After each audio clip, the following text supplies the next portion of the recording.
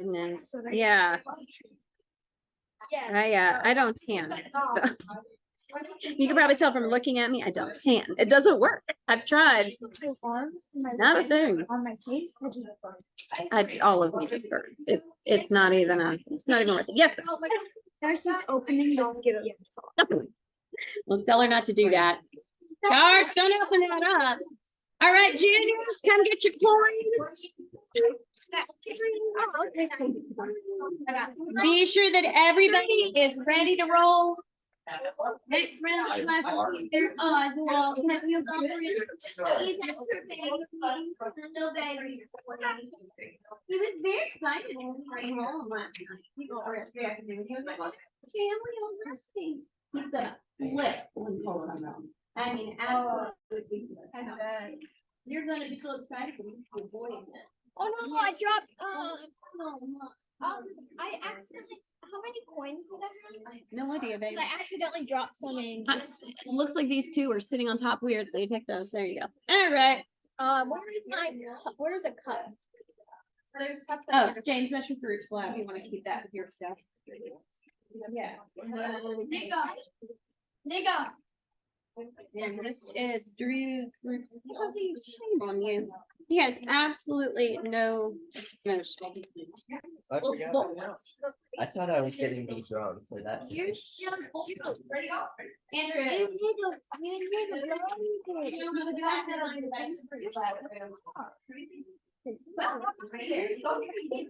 right, you guys be ready?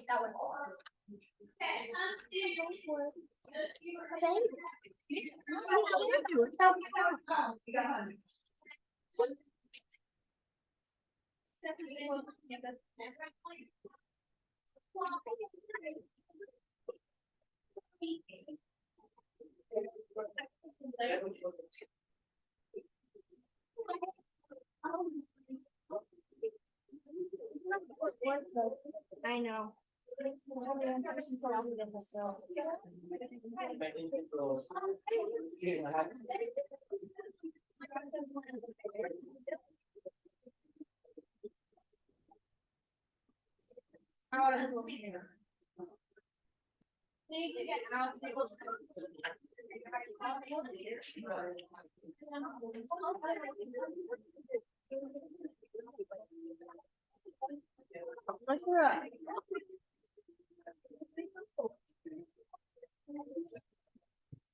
Oh, you have favorite boy? I feel. Get out of here. Oh, Get out so will you. We need to you never she's a friend. get out.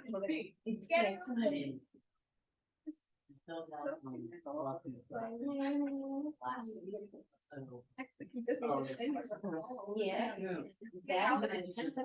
Get out.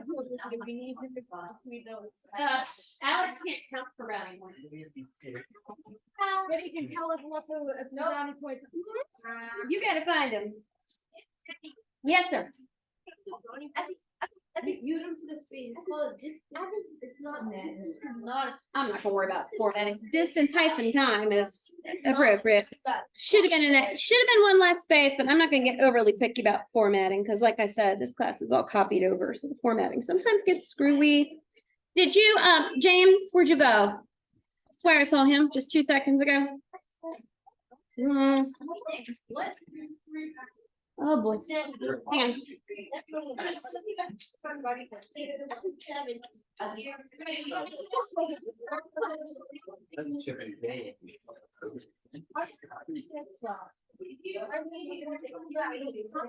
I see how much sugar up here.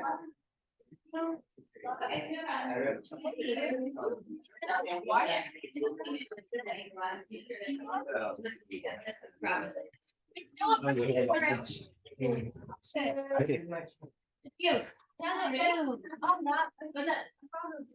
Why am I in your chair? Yes. This is your chair. I've said it every day so far. That is. It's just If you like it. no, So too bad. did you set it? Too bad. I did. The only one with that dog. All right, Lisa's in here yet. Can I ask a question so that nobody else gets points? Oh, look at you now. If I catch their points from no one can. There you go. But now, All these ears. yeah, you can reset factory default, reset factory default. There you go. That's the way it goes. Going up here. Okay, just Alexander and I lost it. Well, he's not here today. Oh, should have stayed back there, Jordan, and handed you this one while I was here. Jordan. Yeah,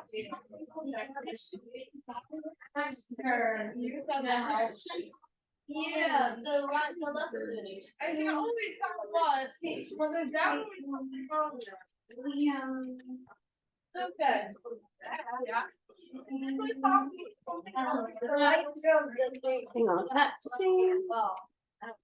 There's nothing wrong with both of the ears. And also the fact that it's a snout protruding out. Yeah, oh, I'm gonna talk about that. It's kind of hilarious. The snout protruding out is also, Yeah, we got some weirdness. We'll be talking about it. good idea. Okay, this, I'm gonna leave this over, like, I'll put it right here.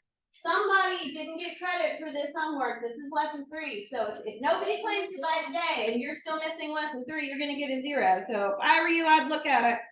Make sure you've gotten your lesson 3. Oh no, that's Piper. Hang on. Caitlin, I have several things. Hold on, Caitlin. What is it? I swear I have 2 things here. Okay, where did it? Oh, I put it down. Caitlin, there you go. Liam, did we get it yet? No, not yet. No, Liam yet. 5 for yet. Nope. Chloe's not here. Right, the giant ball of paint. Right, why don't sit here? Okay, so it's, Already on the edge. I don't know, put it on back if you see something that shouldn't be here, put it back on the counter. Yeah. Oh, All right. Well, they're still fiddling around, but we do need to go ahead and start. So, thank you. Oh, wait, these are yours. What? Ah, okay, there you are.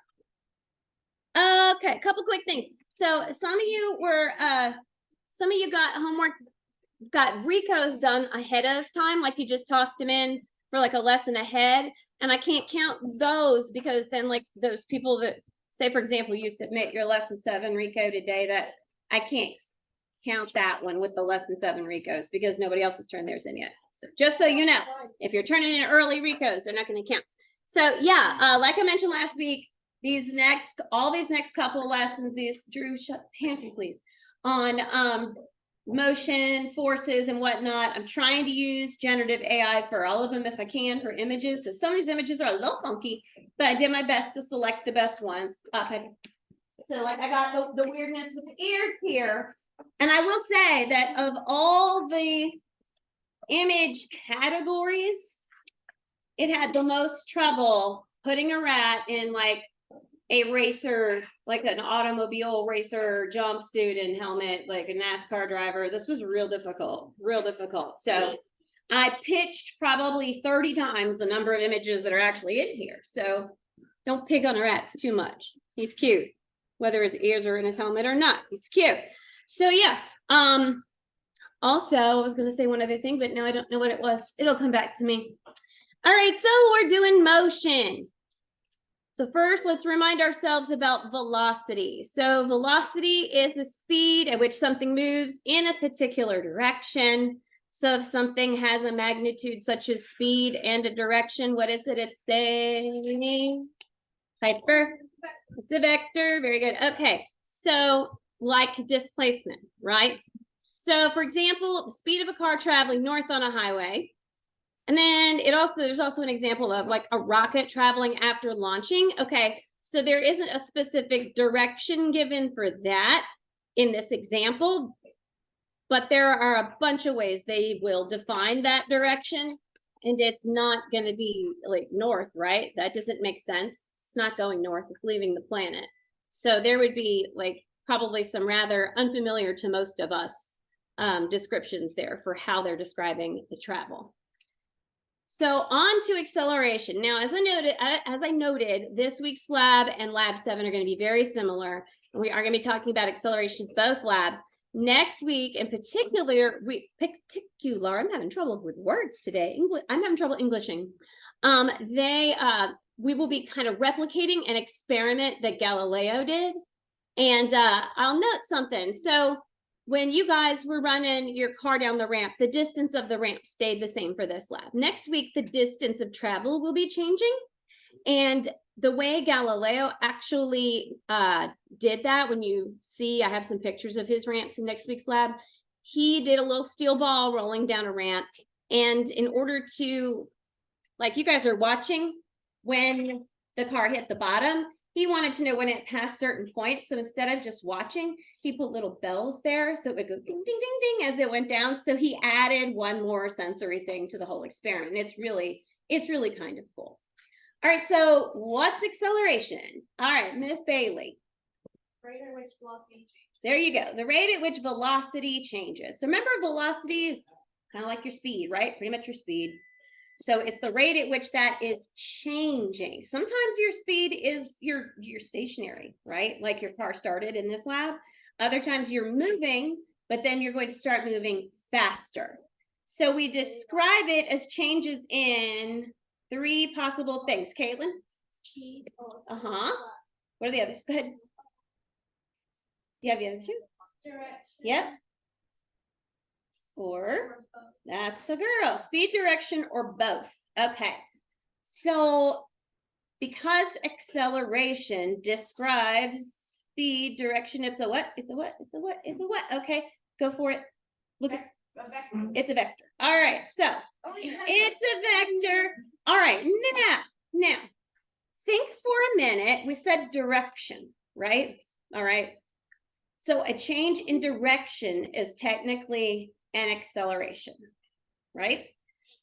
So keep thinking about that for a minute, because we're going to come back and discuss that. By the way, what kind of a car have we got here? Did you see?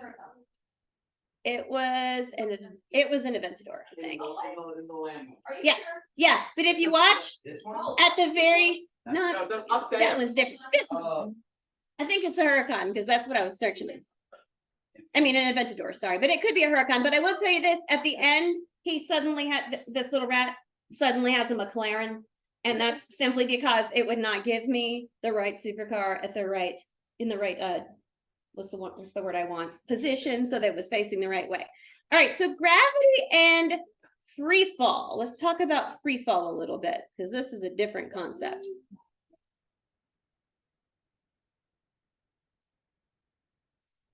You have just thrown a ball and it's traveling upwards. Neglecting air resistance, what force or forces are acting on the ball? A, the upward force from your hand. B, the downward force of gravity. Or C, both of these. The answer is just the downward force of gravity, which gradually slows the ball, stops it, then brings it back down, making it fall faster and faster. Without the gravity and air resistance, the ball would just go on traveling in the direction of your throw. Yes, the ball thrown up in the air comes back. Jump, and you're pulled back to the ground by gravity. Without the gravitational force, there would be no moons orbiting planets, no planets orbiting stars, no stars holding galaxies. It's something we discover as babies, and we take it for granted. Famously, the concept of gravity was first proposed by Isaac Newton in the 1680s in his book Principia, which contained the universal law of gravitation. As the legend goes, he was sitting under an apple tree when an apple fell on his head, and he began wondering, what pulled it to the ground? Newton had the idea that gravity acted not just on apples, but also the sun, the moon, and the planets. The force increases as either or both of the masses M1 and M2 increase and drops off by the square of the distance r between them. So, for example, doubling mass of one of the objects also doubles the force of gravity experienced. But doubling the distance between the two objects results in the force being reduced to 1/4 of the original value. Gravity is an attractive force only and acts weaker over long distances. It's the gravitational force between the Earth and the Sun which keeps the Earth in orbit. Without this force, the Earth would continue to travel in a straight line. People often explain weightlessness in the space station as caused by the lack of gravity and talk of microgravity or zero gravity. But the space station is orbiting the Earth like the Earth orbits the Sun. It's the gravitational force between the Earth and the space station that keeps it and all the objects in it in Earth's orbit. If the space station were not moving, it would fall straight down towards the center of the Earth. In an orbit, it is constantly in a free fall as it constantly bends round in its orbit. All the objects and people in the space station are falling together, and so relative to each other, they are weightless. You can try this at home. Feather on a coin in a transparent large plastic sweet jar and throw it upwards. The coin and the feather appear to float weightlessly inside the jar. This is just like the objects and people in the space station. It's only when you oppose gravity by holding the jar in your hand that the feather and the coin seem to have weight and settle to the bottom. We are weightless when we free fall, but gravity is acting all the time. It's not micro or zero gravity. On Earth, we think of gravity as being a constant. This is because the mass of an object and that of the planet beneath us is constant, and any change in distance between an object and the center of the Earth is negligible. But the gravitational force isn't limited to huge objects like planets. There is an attractive gravitational force between any two objects. But with everyday objects, the force is far too small to notice. However, if these two were in outer space, far from any stars, and 10 meters apart, they would experience this tiny gravitational force that would cause them to accelerate towards each other. But it would take only 2 weeks before they collided. Albert Einstein's theory of general relativity was published in 1915. In it, he proposed that massive objects cause a distortion in space-time, which is felt as gravity. But this story is for another day. Now, I will be showing you guys later, not in this lesson, but later, a very cool, hold on, just gotta go to the next one. Move. Hello. 1 second. Change slides. How do you do that? Anyway, Might want to pause the video. yeah, it's about to take off. Oh no. I've been wanting to get a second card because I feel like I've gained that. Oh, it opened in this window. It opened in a whole different. Dude, you can get a car all you want. Anyway, he's very excited.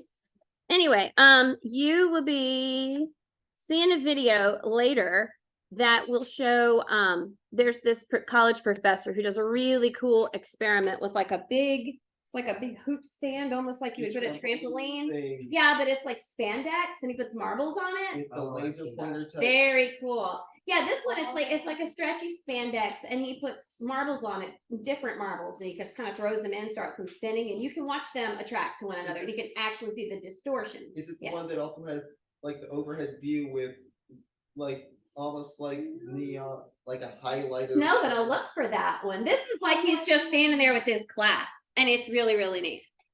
So, all right, keeping gravity in mind, okay, because we always have to keep gravity in mind. And a lot of this you got to realize when we start talking about these forces, we tend to focus on like one force at a time, and that's what we're talking about at the moment. But there's always other forces that we're dealing with. Like obviously we have gravity pulling us toward the center of the earth, but there's also friction kind of keeping us from slipping all over. And there's going to be wind resistance and water resistance, fluid resistance, all kinds of things as we go on. Did you have a question or stretching? Stretching. Okay. So acceleration can apply to what or what in speed, positive or negative change. All right, Emily? Positive or negative? Positive or negative, and we will call those, oh, what? No, don't stop streaming. No, why are you doing that? Sorry, I don't know why I did that to me. Go on. An increase or decrease, which is positive and negative. Okay, so what do you call a negative change in speed, Liam? Deceleration. There you go, a deceleration. And then what do we cause a positive one? Yes, over there, Xander. An acceleration, or yeah, and then a movement towards Earth is our free fall. Okay, so if you guys don't know Tom Petty, then come back when you figured out who that is. Anyway, Tom Petty there, free fall and free fall. Okay, so we're talking about acceleration being an increase or decrease in speed. We also said, though, now that we've got everything else in our head, go back to about 2 slides ago when we said it could also be a change in direction, right? Can you think of an example of when something or someone would be moving at a constant speed, but a constantly changing direction? Not you. All right, Colin. NASCARs. Okay. Yeah, when they get a steady speed, that's a possibility. Who else had an example? Asher? Donuts in a car. Yeah, okay. All right. Those are fun. Anybody ever done them? Okay. A what? Merry-go-round. Okay, merry-go-round is a perfect example. So in the example of a merry-go-round, once you get up to the speed, the steady speed, right? Even though your speed isn't changing, you're constantly accelerating because you're moving in a different direction. How about a Ferris wheel once everybody's on it? Same thing, right? Assuming it doesn't break down. Assuming you don't get stuck on it. Yeah. Like, you know, when you get a Ferris wheel, it moves, everybody loads in, moves, load in. It takes forever, right, to get everybody on. But once you're on and you're going round and round, you're like, oh, this is fun. I'm going round and round. And your speed that you're moving doesn't change, but your direction is changing a lot. And anybody ever done one of the like the teacup rides or the spider rides where you're spinning in 2 different planes, like you're going this way, right? But you're also, well, same plane, but two different rotations all at once. Yeah, exactly. Yeah, you're going this way and then you're going this way. It's crazy, right? Been around 2 different. Yeah, 2 different axes, and it's a ton of fun, but it'll make you sick if you're me. So free fall is the movement of an object towards Earth solely because of gravity. And Earth's our biggest thing right here near us, so we're all getting sucked towards the center of it. So acceleration is meters per second squared, right? And that's because you're doing meters per second. So the formula for velocity is, Caitlin, meters per second, right? And then acceleration is meters per second squared. There we go. Everybody's got it. So near Earth, gravitational acceleration is about what, Yusuf? 9.8%. Yeah, somebody way smarter than me figured it out. But yes, you have about 9.8 meters per second squared, which is called gravitational acceleration. It's a constant. It's one of those things like pi 3.14 that you just use again and again. This is something that you can use again and again when you're trying to determine free fall or anything that's involving gravity pulling something towards Earth. All right. So you have to ignore wind resistance, right? Speed of an object free falling will increase at about 9.8 meters per second every second. All right. So per second, every second. Now your car's running down your ramps. That increase isn't going to be as great. Why is that, Drew? No, I was gonna add something to that. Okay, go ahead. You won't constantly increase because eventually all the air molecules that are in front of you as you're going down, it's gonna balance off the gravity, and that's called terminal velocity. Yes, that is. You got to be up really high to get to terminal velocity. But yes, Drew's right. Yes, Colin. Until you reach terminal velocity, you'll be going 9.8 meters per second faster every Every second. Yep. That is fast. That is fast. What do you want to add, Alex? Just the answer to the question of why you doesn't. Not you. So why did your car, you probably did not find the acceleration was 9.8 meters per second. And why? Why is that, Yusuf? Because the car is not. That's part of it. That's part one. Part of it is that your incline is not as great as it would be if you were falling straight towards the center of Earth. What's the other thing? The other major thing that's impacting your car? What was it? You know? There you go. Your friction is going to really impact it. Yes. So you have to consider also, what if that ramp was sticky? What if that ramp was bumpy? Right? All these things are going to impact how much friction your car experiences. And when we start talking about friction, there's different kinds of friction. And I think that's our next lesson, where we talk about different kinds of friction. But there are different kinds of friction. You can think about friction, like right now, I'm actually leaning back and my weight is all on this foot, but I'm leaning back onto this and I'm not moving forward because there's rubber on the bottom of my boot. But if I let it slip a little, there'd be some sliding friction. There's also like this, why is this not just, there's static friction, right? There's rolling friction. There's different kinds of friction. So we'll be going over that next week. So you got to keep in mind, you've got friction, air resistance, all this mess. So it's never quite as simple as we kind of whittle it down to a simple concept so we can understand it. But there's always a big picture that you got to kind of back up and be like, oh yeah, there's a lot going on there. All right, so even at a constant speed, changes in direction result in what? We've said it, Piper? Acceleration. There we go. Okay, so even at a constant speed, your changes in direction are also called acceleration. You usually don't think about that.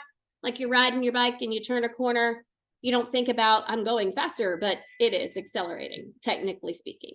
So you check out his license plate. For science, yeah, because he's cool like that. He is for real into racing. Because he likes those colors. So anyway, those are his favorite colors, man. They're sciencey colors. So again, more changes in speed and direction. Okay, so they can occur at the same time. So constant acceleration is a steady change in, there you go, in velocity, right? Speed, you could say that too. All right, so if you're constantly changing your acceleration, it's a steady change in your speed, which makes sense, right? All right, so you calculate acceleration. You guys should know this because we just did this. You calculate acceleration for straight line motion by dividing change in what by what? Alrighty, back there. Yes, yes, Miss Ridley. She's like, me. Yeah. There you go. Your velocity by your total time. You can also call it time elapsed, right? When we get into like, yeah, you saw that today. Basically, your time elapsed is how many seconds? Yeah. Is that Frank? You know, it might be Frank. I didn't decide who that was this week. That's friend Jimbo. Yeah, Jimbo. Jimbo. Okay, Jim Bob. All right. I haven't named him. I may have to go back and add a slide where he names himself. These are all Rico's dudes. These are his buddies. Next week when we start talking about Newton, they're all going to be in Renaissance period clothing, and it's really freaking cool. I like it. All right, so this change in velocity can be calculated by subtracting, as we said, initial velocity from what? From what? Somebody doesn't, Asher. From your final velocity. Okay, in your lab, what was your initial velocity of your car? Zero. Yeah, 0, right? It wasn't moving. Okay. So when would be an example of when it wouldn't be 0? Like what's a real life example when your initial velocity isn't 0? Got one, Asher? When you kick the ball. When you kick a ball, if it's rolling, when you approach it. Yeah, okay. That's a good one. Yes. Okay, Xander. I mean, Lucas, sorry. Ping pong? Ping pong. Yeah, if it's coming to you and you smack it back. Sure. All right, Alex, you got one? 3 seconds into free fall. 3 seconds into free fall. That's a good one. All right, James. Baseball. Baseball. If it's moving and you hit it. How about this? You probably do this. Once every week or month, depending on how much you drive around with your family. But you know when you get on the acceleration ramp to merge onto the highway? No, like, Ah, so you're Just the on-ramp. Yep, the on-ramp, like, you're supposed to accelerate. Some people don't understand that. Actually, and when we start talking about forces next week, this is a great example of forces. So you can have two objects that are moving hit each other this direction. You can also have like two objects going like this and this one hits. You can have a stop one. So years and years ago, my mom was driving up an acceleration ramp and on ramp onto a highway back in our hometown in Virginia. And everybody in front of her was like kind of weirdly slowing down and moving, but she couldn't see. She was in a little Toyota Corolla. It was tiny. So she was like, I don't know what's going on. So figured there was something in the road or whatever. So she's accelerating forward and checked her blind spot to merge. And there was a car just stopped at the top of the acceleration ramp. And it was this little old lady who was afraid. She got up to the top of the ramp and then got terrified and was afraid to move. So there she sat, stopped, and my mom just rear-ended her and pushed her right on into the interstate. So she was moving then.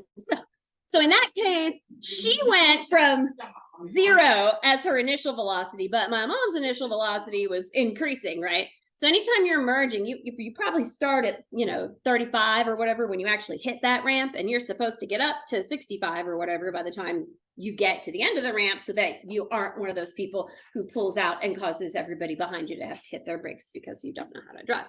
And I don't know why he's got this sort of sultry off the shoulder look here, but it had a really hard time. It's actually worse. I'll show you. It's actually worse than you think because, whoops. In truth, it didn't want to dress all of him. So I don't know. Hard. I hit him.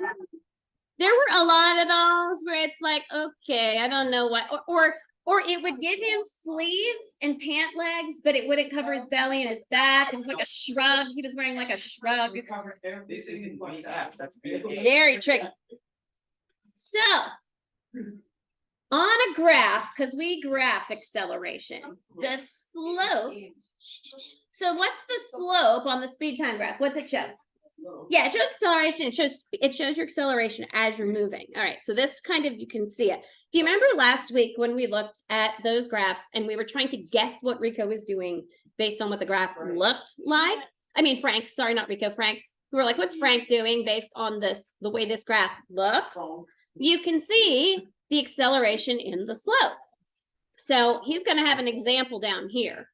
So in a speed time graph, so if you have a graph where the points form a straight line, what do you call something that forms a straight line, Liam? Linear. And then what do you call it if it's not a straight line, Jordan? A curve. Non-linear. Very good. Yes, you've got it. There you go. Curved or non-linear. So I want you to look at this little graph that our little dude here is showing us. So do you remember those graphs last week? We looked at them up close that you could see that Frank was moving. How was Frank moving? So right here, this is your acceleration, right? There's your slope. And you can tell it's kind of accelerating he's moving, right? But right stationary right here. So one of my juniors asked a good question. So she said, why is the stationary a straight line up here in the middle of everything? So this would be distance, right? And this is time. So we don't know what these units are. Maybe they're seconds. Maybe they're minutes. Let's say they're seconds, all right? So this would be me walking 3 feet towards Bailey's chair. And then right here, I'm still 3 feet from where I started, but I'm not moving for an additional, 4 seconds. And then I walk a whole lot faster because it took me 3 seconds the first time to walk to Bailey's chair. But this time I'm going to walk all the way to where James is. That's 3 more feet, but I'm going to cover those 3 feet in a second. And then in this case, I'm going to walk back to where I'm standing over 1, 2, 3, 4, 5, 6 seconds to walk all the way back, right? So that's just kind of, I know it was going to do that. That's kind of like what we saw last week when we looked at those different graphs and tried to guess what Frank was doing. All right, instantaneous, this is an easy one. Instantaneous acceleration is how fast, Jordan? Velocity is changing at its. Right, how fast your velocity, Alex, is changing at a particular instant. Okay, so here's the thing to consider. Like I said, big picture, right? big picture is you've also got gravity affecting things. You've got friction affecting things. Well, if you're getting an average velocity, you're getting it from a series of points of instant, right? You can only get that instant. You also have to have, how many data points do you have to figure out what somebody's acceleration is in this case, or speed in this case? How many data points have you got to have? Think about it. At least 3. At least 3. 3 would be more accurate. What do you think? 2, yeah. Because if I'm walking at, okay, let's do it this way. There is a track, okay, and I'm running. So you know there is something chasing me, first of all, because I don't run unless there's something chasing me I need to run from. So this is good advice. If you ever see me running, you should be running in the same direction. Something's coming, because otherwise I'm not running. So let's say I'm running. I don't know why, but something's coming, right? I'm running.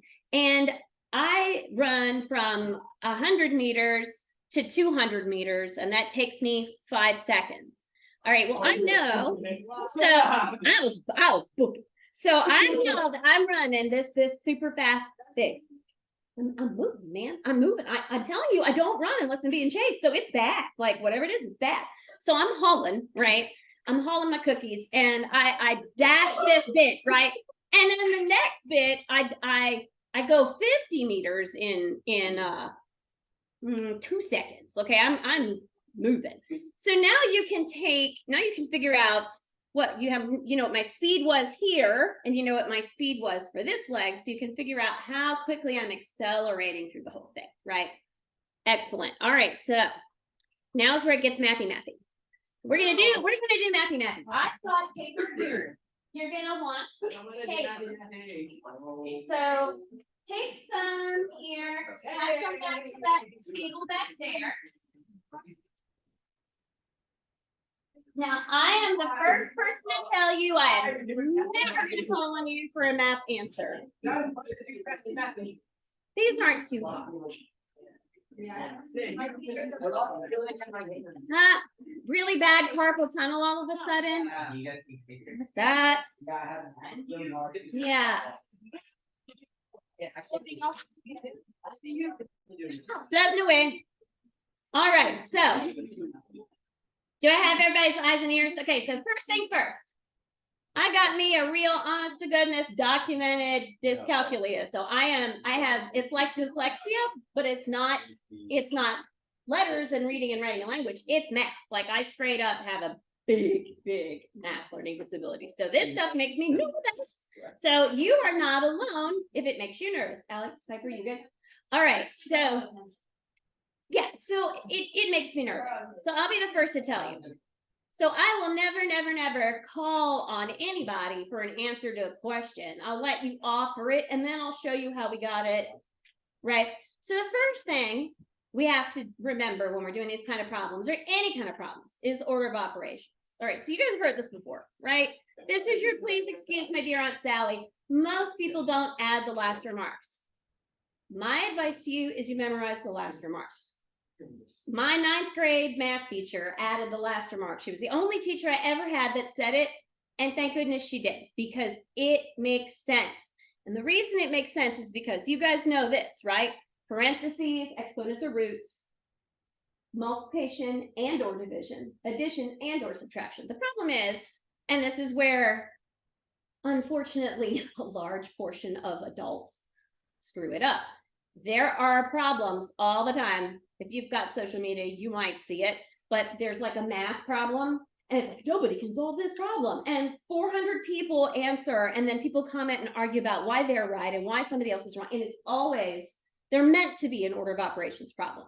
The trick is that when you are looking at multiplication and division, addition and subtraction, I don't know why that, there it goes. Those are done left to right. Even if there's division before multiplication. Yes, if there's division before multiplication or multiplication before division, or if there's addition and subtraction and they're flip-flopped, it doesn't matter. These two sets of things go left to right. 5 by 2 Yes. times 4 will always be times 2, not divided by 8. Yeah, I think you lost half the room, but yeah. So, yeah, what, you gotta go left to right within these groups. The problem is, so listen, the thing people forget is they don't know the bit about last remarks. So they do, please excuse my dear Aunt Sally, or they did PEDMIS or PEMDAS, depending on how you do it. And yep, but then the problem is you think when you're doing it in your head, if you do, careful, dude, if you do, please excuse my dear. Well, you think that's multiplication and then division. It's not and then, it's and or, not and then. And then same thing with addition and subtraction. You don't go, okay, Aunt Sally, addition and then subtract. Nope, addition and or subtraction, right? Or subtraction, left to right. So keeping that in mind, we're going to throw out, this is literally one that has gone around social media for years. Pulled it right off the internet. Said, okay, this is the one perfectly. Oh, easy. Easy. This is all pretty basic arithmetic. It's about order of operation. So wait a minute, I'm going to give everybody like a minute or two to work it. Unfortunately, most of the adult population that graduated high school can't do it. Yes. Kind of ridiculous. Yeah, Yep. yeah. So wait, don't tell anybody. Take a minute.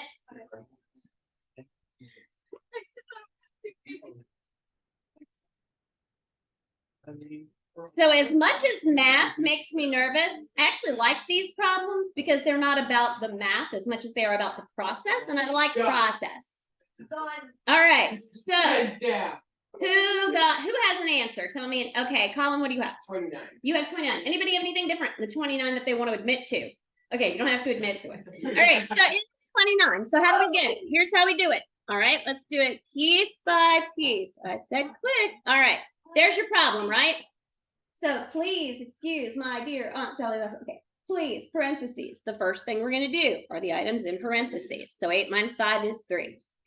All right. Please excuse. The next thing you're going to do is your exponents because there's your E, right? There's your exponents. So 3 times 3 times 3, 3 cubed, 27. All right. Please excuse. We did those two, my dear. Okay. Multiplication and or division left to right. So what's the first thing we got to do? We got to do, yes, we got to do that 12 here, the 4 times 3, because that's the next thing. Ignore that 6, you're going left to right.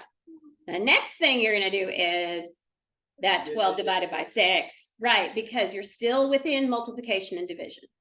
Then the last thing you do is addition or subtraction, and we got 29. Good, okay. Now, we're going to do some other problems, questions.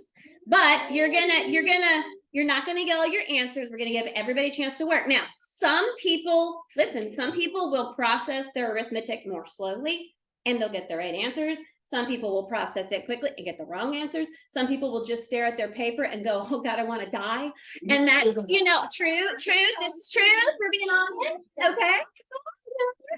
So I'm gonna give everybody time. If you already have the answer, you don't need to be like super excited about the fact that you got it, because then it makes the person next to you that doesn't have it yet nervous. So the thing to do is to just be chill, right? All right, this first one though is going to be so easy. A car moved 80 kilometers to the south. What's its displacement? Oh, wait, I'll give you a second. This is a real easy one. Like real easy. Don't overthink it. Don't overthink. All right, who would like to guess the answer? Okay, Jordan? Yeah, 80 kilometers to the south, because it's displacement, not distance. But yeah, okay. Easy peasy, right? That one is easy. All right, now, this one. All righty? This should say 90 down here, and I didn't draw it. A car moved 60 kilometers east and 90 kilometers west. What's the distance? Don't put your hands up. Give people time to think. Put your hands down, hands down, hands down. It makes people nervous if you do this, if they're thinking. 60 east, 90 west. What distance did it travel? Okay, who has an answer? Negative 30 to the west. No, but that's a good guess. A good guess. Good guess. Drew. 150 kilometers. Very good. Okay. Because it went 60 one way and 90 the other way, and that gives you 150, right? Because we were looking at distance, not displacement. Okay, now. Next, do your thing. All right, average velocity is calculated by dividing displacement over what? You said displacement over time. Okay, now you got another triangle. Remember last week's triangle? This one's pretty similar. All right, I'm gonna make a suggestion to you guys. We're gonna be going through a bunch of these this year, a bunch of these. My suggestion is that instead of memorizing all three of those formulas, you take the time to memorize the triangle. And a good way to do that, this may sound goofy, but there's plenty of scientific evidence to show that your brain and your hand form a tight connection, like your little neurons will click together if you use your hands. That's why like writing notes is really good. That's why I have you guys like, you're supposed to be writing while you read because you're filling in stuff. So if you take the time to take like just a little piece of paper and draw out the little triangle, just draw it out. But like, you know, color it in and make the sides wide and put little scrollies or do whatever you want to do to make it fancy looking. The more time you spend staring at it, the more it's going to get in your head. And once it's there, it's there. All right. So if you want to find speed, you cover up what you want to find and it's distance divided by time. Or displacement in this case, really. It's displacement divided by time. Okay. And if you want to find displacement, speed times time. If you want to find time, it's displacement divided by speed, right?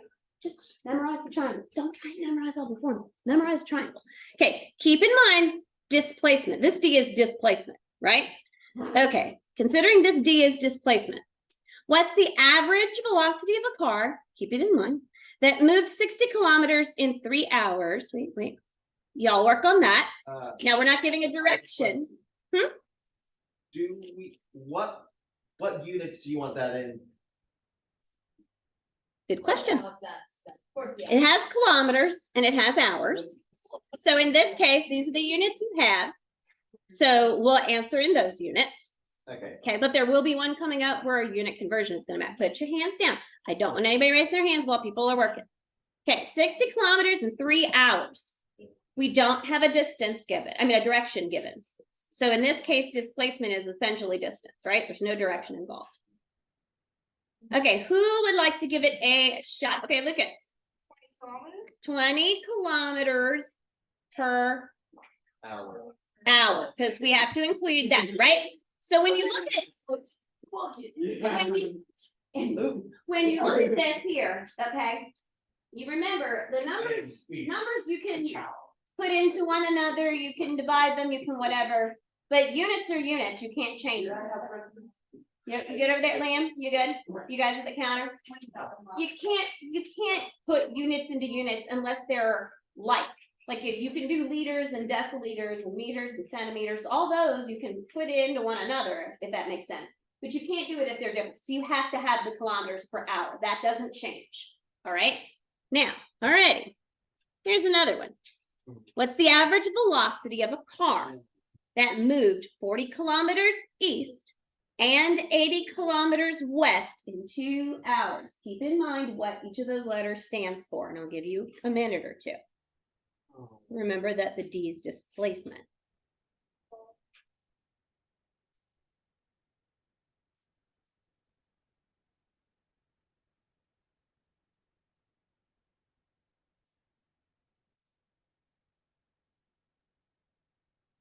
Are we doing this based on displacement or just? That's displacement. Okay, displacement. Mm-hmm.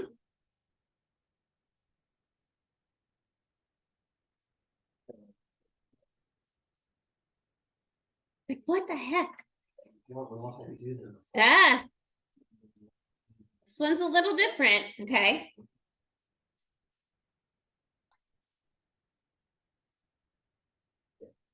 So velocity, remember, involves the direction that something's moving, whereas speed doesn't. So the triangle is essentially the same if it says D, this really should say V and not S in this case. It should really say DVT, but the DVT DST triangle is essentially the same. The difference is that usually when you've got a D, there's a V, and that's displacement and velocity. versus distance and speed. But the calculations work out the same way. Anybody want to take a stab? All right, Lucas. 60 kilometers per hour. Anybody have anything different they want to take a stab at? James? You have 20. Jordan, what you got? I got 30 kilometers. 30. We got a bunch of different answers. Okay, let's see what we have. All right, so 20. How's this work? All right. 80 kilometers minus 40. Why are we doing that? Final position minus initial position. That's your displacement on top divided by your 2 hours, which gives you 40 over 20. Now you can make that, you can reduce that, right? So you get 20 kilometers per hour. There will be times when it doesn't reduce nicely and you get some decimal or whatever, and that's fine. But in this case, that worked out. Does everybody see why that's different in this case than it would be if you were just calculating like the speed? Because this is this word right here that's going to trip you up. So remember, if velocity, if you can remember that the V words, velocity and vector involve a direction, that helps. Okay. There you go. And magnitude. All right. So here's another one. How far, now pay attention to the units. How far will a car travel in 2 hours at 20 meters per second? Oh boy. Okay, I'll give you a couple minutes. This one may take a little longer.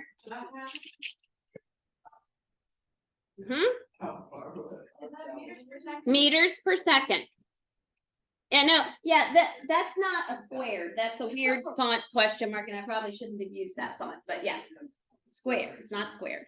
Meters per second. No, wait, don't shout out answers. Take time to work on it here.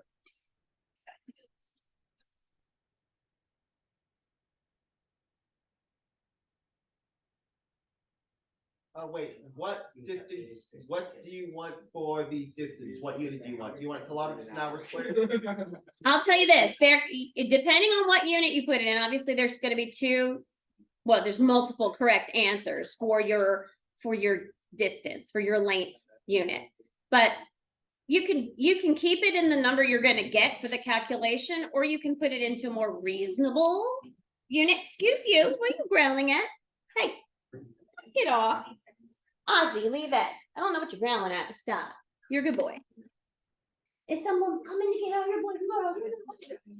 Okay. All right, give you just a minute. No hands, no hands. Let people work. Yes. Do you want it in meters or kilometers? That's what he was just asking. So if you get an answer in meters and it's huge and it's right, that's fine. But if you put it in kilometers, it might make more sense.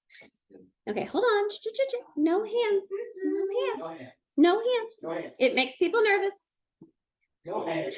All right, who thinks they have an answer? All right, Drew. 144 what? 144 kilometers. What? Wow. 144 kilometers per. How far will 144 kilometers. Is that what you're saying? Yes. Okay, you're right. All right. 144 kilometers is right. All right. How do we get this? All right, everybody, eyes up here. Let's watch. Just watch. So that's where you get into unit cancellation. All right, now, do you remember last week? Listen, do you remember last week when we talked about conversion factors and unit cancellation?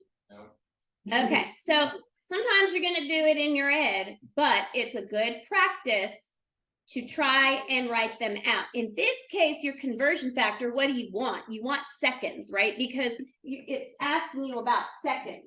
So you need to get rid of hours. So to get rid of hours, this is what you need.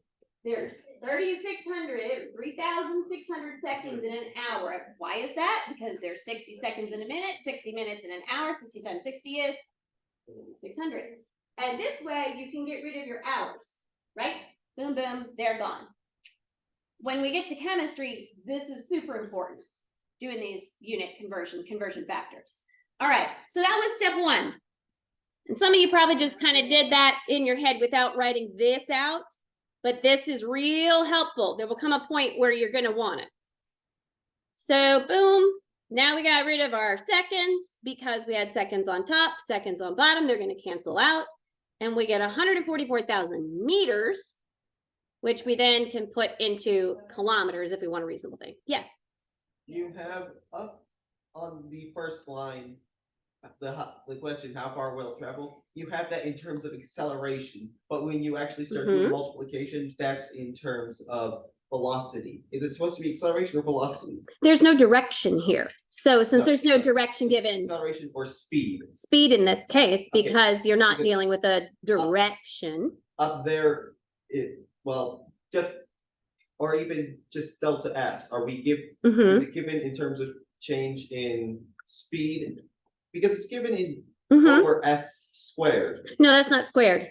That's that, I remember I said to y'all, that's that weird question mark font. It's not squared. Yeah. Don't let it trip you up. But that's good though. If you saw that as squared, yeah, that would be very confusing. You're making sense.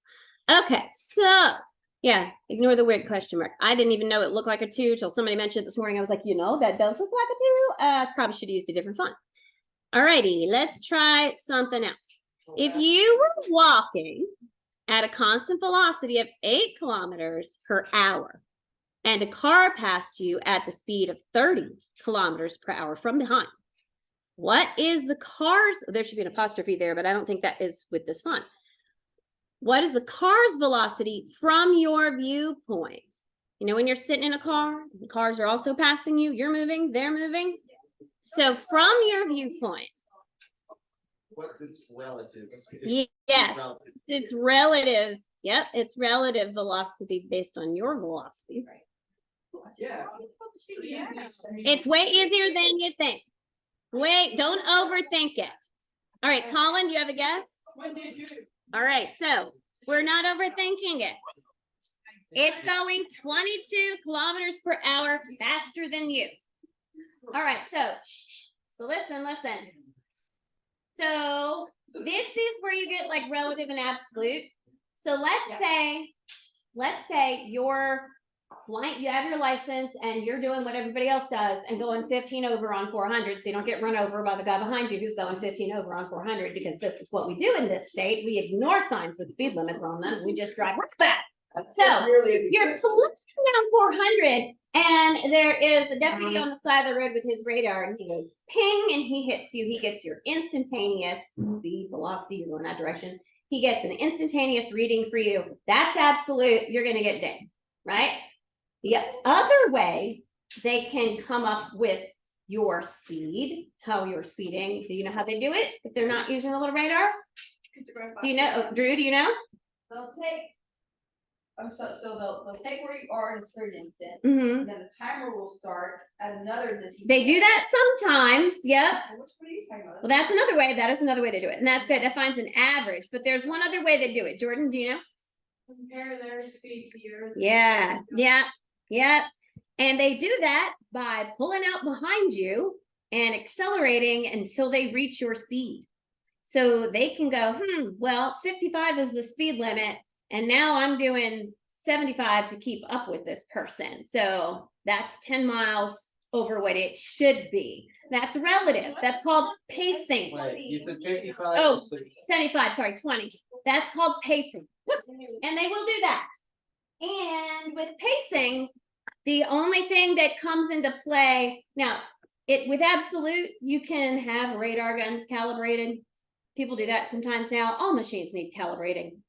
But with pacing and stuff like that, and even if you get pinned with a radar gun, people will have their speedometers calibrated, not so much anymore because it's all digital.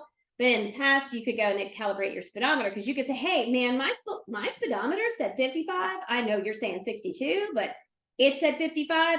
Well, if your speedometer wasn't reading correctly, your instrument wasn't reading correctly, sometimes you could get out of it, but not so much. So that's easy. That's from your viewpoint. That's like you're driving down the road and somebody on a motorcycle, little crush rocket whips past you. And you ever had that? Yeah. Or sometimes you're sitting stuck in traffic and those suckers come blowing through up the middle line of everybody, right? I saw one yesterday coming back from the airport who was intentionally punching it every time he went under an overpass because it was really loud and he was like really enjoying himself. So he would, and then he'd slow down again and then he'd do it again. So yeah, you can tell when you get used to driving, you can kind of guess how fast some people are going based on how fast you're going, which is kind of where this question leads.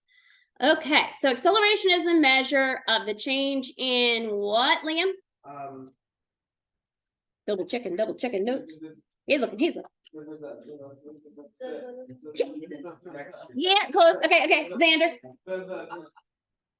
Oh, I'm sorry, you're over here. You guys have moved this week, so I'm confused. Yeah, yeah. It's a change in speed or direction. Okay, I'll take, close. I'll take one more. All right, Colin's dying. What is it? Yeah, so it's your velocity, right? It's your change in velocity, speed, which is speed and direction. You guys are right. So, all right, keeping that in mind. Average acceleration is calculated by what? Drew? It's something wrong, because I got Abraham It's possible, man. It's entirely possible. I've gotten, when I used to work at a school for kids that all had different learning disabilities. We have a classroom full of kids with everything from like Tourette's, ADHD, dyscalculia, dysgraphia, dyspraxia, dyslexia, everything in one room. So it was real fun. And we had this math teacher come in one year, and he didn't stay long because he was a very, chop kind of guy. And he expected people to be very precise. And I don't know why he was teaching at that school, because that's not the right place. But he did the dumb thing of asking a math question, and then immediately calling on the first hand that went up. Well, a lot of our kids were impulsive and they shot their hand up before they had an answer. It's just what they did, not a big deal. So this kid's hand shot up. We'd already told him, don't call on anybody ever. Let a hand go up. Don't call. So this was his improvement was, well, I'm only going to call on people whose hands are up. But instead of giving him 30 seconds, boom, and he calls on this kid, and it was like, what's 4 to the second power? And the kid's answer was carrot. And later on that afternoon, in our staff meeting, he's like, he answered carrot. And we're all like, Steve, we told you not to do that, man. Of course, he answered carrot. I had a kid once, and I was like, they were interested in, we were doing, I don't know, we were in some kind of marine biology something, and I was talking about squid or cephalopods in general. And I was like, anybody wants to bring me a genus and species of a cephalopod, any cephalopod next week, I'll give you extra credit.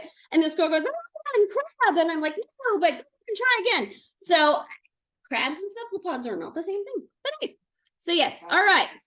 Here's how we do this one. All right, so it's a little different than before. So in this case, we have a delta V and a delta T. The delta V is what? What's delta? Everybody? Changing, right? And then the delta T is going to be a change in time. That'll be down here, right? So you see that map on top, but really this is this, right? Same thing. Okay. Ready?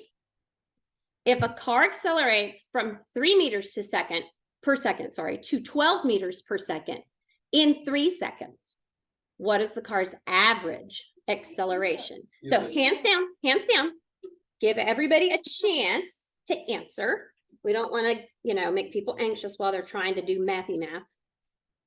Carrot. No. Although Mac and cheese. that'd be great. All right, give yourselves a minute, see if you can figure it out. Pistachio. Okay, back there, hang on, people are working. So guys, give people a chance to work. See what we come up with. Change in velocity over change in time. Give y'all a minute or two.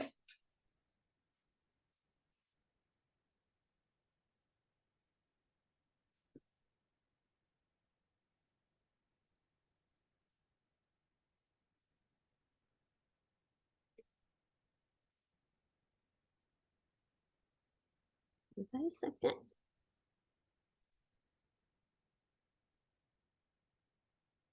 All right, people are looking up. So does anybody want to throw a guess out? All right, Asher.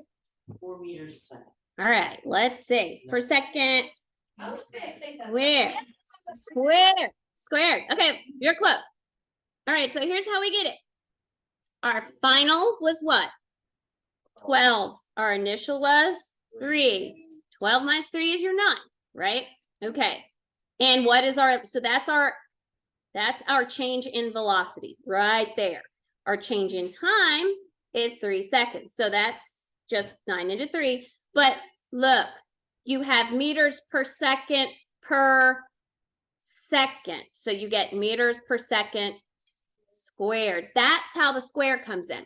So when you saw it earlier, maybe you saw acceleration as meters per second squared, and you're like, I don't understand what that means. When we talked about free fall, right? It's increasing by so many meters per second, right? In this case, you can actually see where that second is, right? It's right there, meters per second. So meters per second squared. All right. Acceleration is due to gravity, represented by what? Acceleration, sorry, due to gravity is represented by what symbol? Do you know? Does anybody know when you're putting gravity in? That constant that I told you about, like pi has a little symbol. What do we use for gravity? Anybody know? Do you know, Jordan? A vector? No, I'm looking for, it's a good guess, but I'm looking for what would be the symbol that you would use to represent gravity. Do you want to guess? It's a G, yes. It's a lowercase g. Okay. Typically a lowercase g. All right. And that is what? That's gravity, acceleration due to gravity. Do you remember what that was? It was, do you remember? What was free fall, Piper? Yep. Do you remember what it was? So what is it though? All right. Go ahead, Alex. 9.8 meters per second downward. Yeah. So the value of G is 9.8 meters per second squared. Okay, downwards in our case, because here we are, right? And we're calculating it at Earth, on Earth. This number is calculated with like air resistance, wind resistance, friction, all that. You have to take it out of the picture and just get yourself a number. And this is the constant we use, okay? People way smart came up with that number, just like pi. Right? When you put pi in a problem, you write the little symbol. So in this case, you write a G. All right. So, whoa, what's that? Oh my gosh, now it's getting real fun. So what's this mean? Okay. Yeah, displacement of gravity. So yeah, here you go. So this is where it gets more complicated. So I'm going to give you guys a good few minutes to think about this. So how long will it take for an apple falling from a 29.4 meter tall tree? That's where it's falling from. It's falling from 29.4 meters. Doesn't matter how tall the tree is. That's where it's falling from. To hit the ground. Carrot. All right, so take a few minutes and see if you can figure that out. You want to find T, that's your time. You know gravity. You know distance.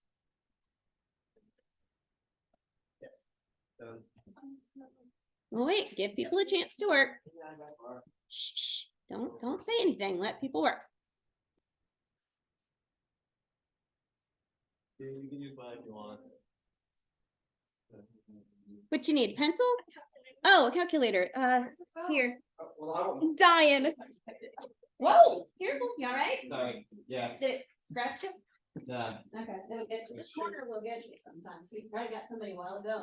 It got me last year. Yes. Painful. It's painful. I figure I have no toddlers like in a dangerous furniture, so you know. Let's see.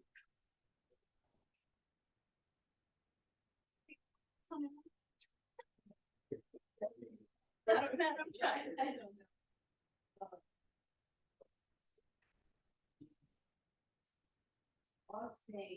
So you'd read it as time equals the square root of twice the distance or 2 times the distance divided by the gravitational constant.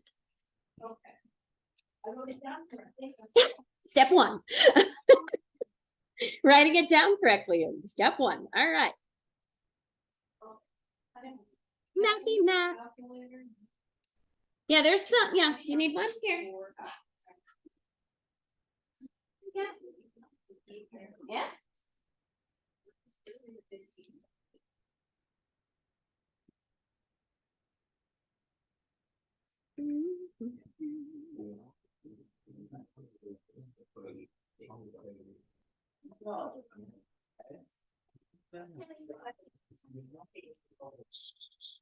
Hang on, keep it quiet while people work. I'm gonna give you another minute or two because this one has lots of steps.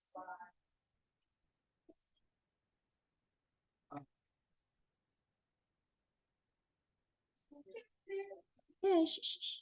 Not everybody does. Let's let everybody get a chance. Yeah, and your phone a No. friend, right? Phone a friend a friend. Grab a banana. Phone a Karen. Over there, hang on, people are still working, don't get loud, let people focus for a minute. Another minute. No, that's true. Good luck reading that, James, good luck reading it. I try and decipher it all day long, it's fun. People's handwriting. Okay, cool.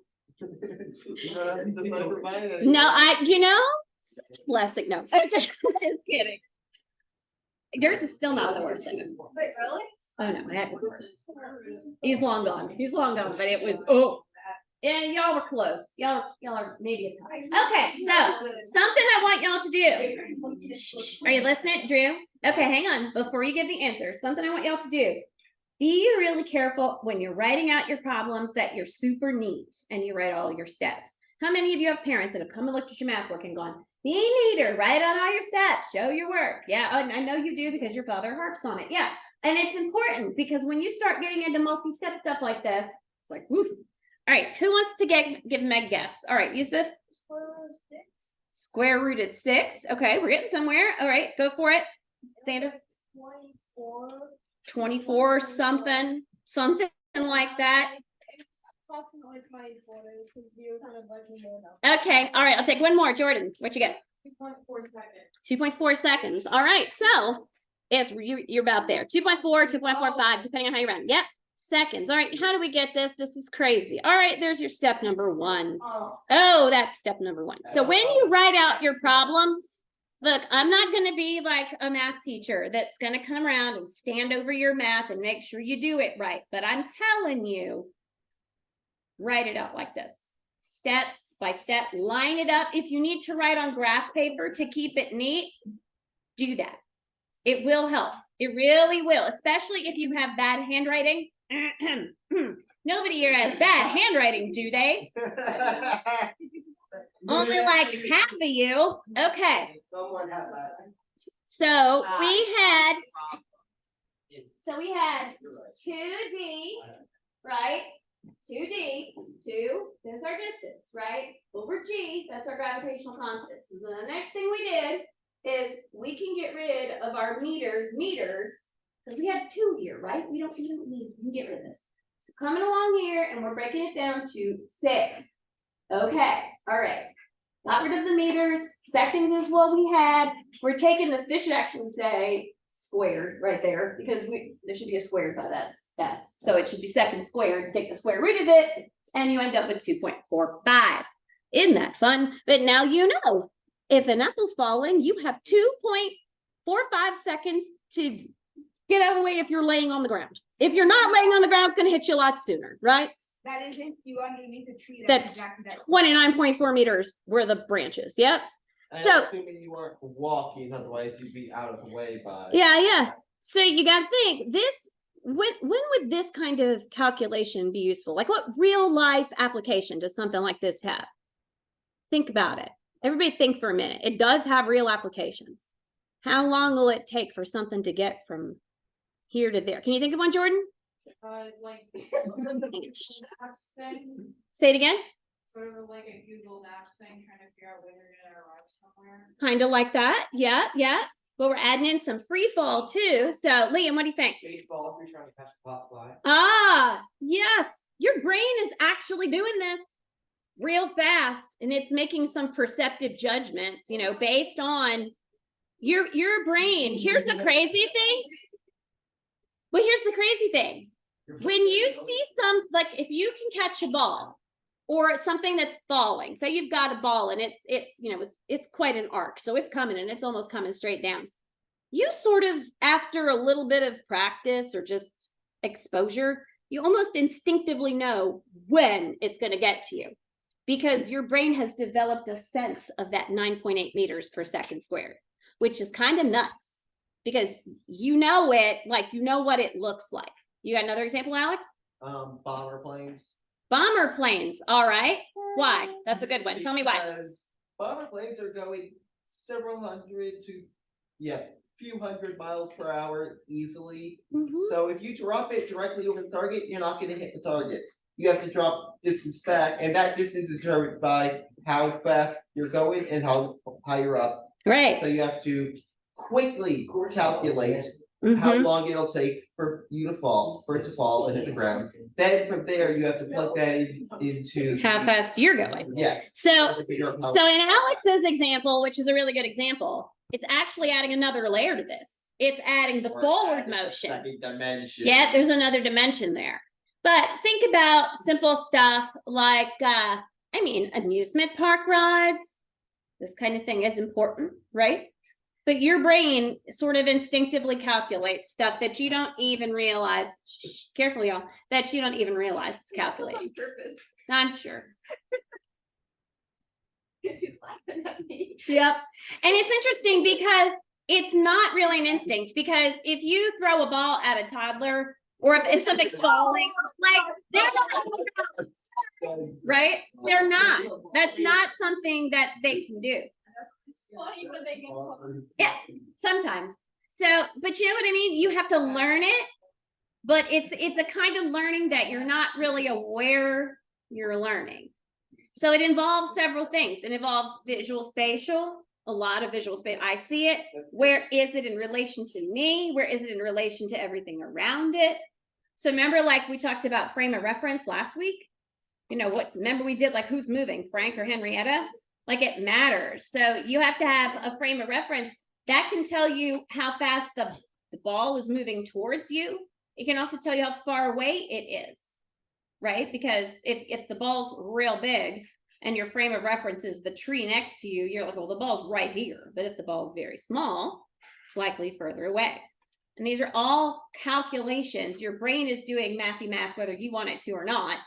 It's just doing it subconsciously, which is really kind of cool, actually. All right. Here we go. What good boogly is that? So Emmett, look back at that. Time is the square root of 2d over g. So what's this one? Oh, gracious sakes. If a car has a constant acceleration of 4 meters per second squared, starting from rest, like your car today, how far has it traveled after 5 seconds? Okay, no hands, real quiet, let people work.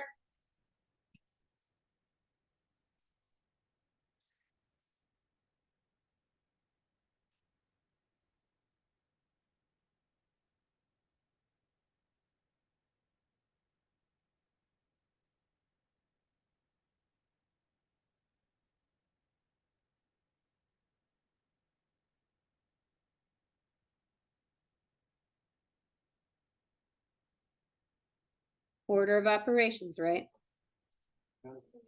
There it is.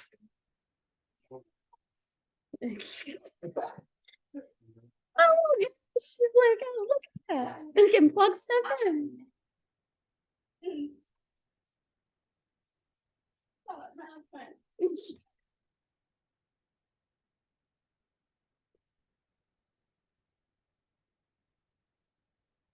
Again.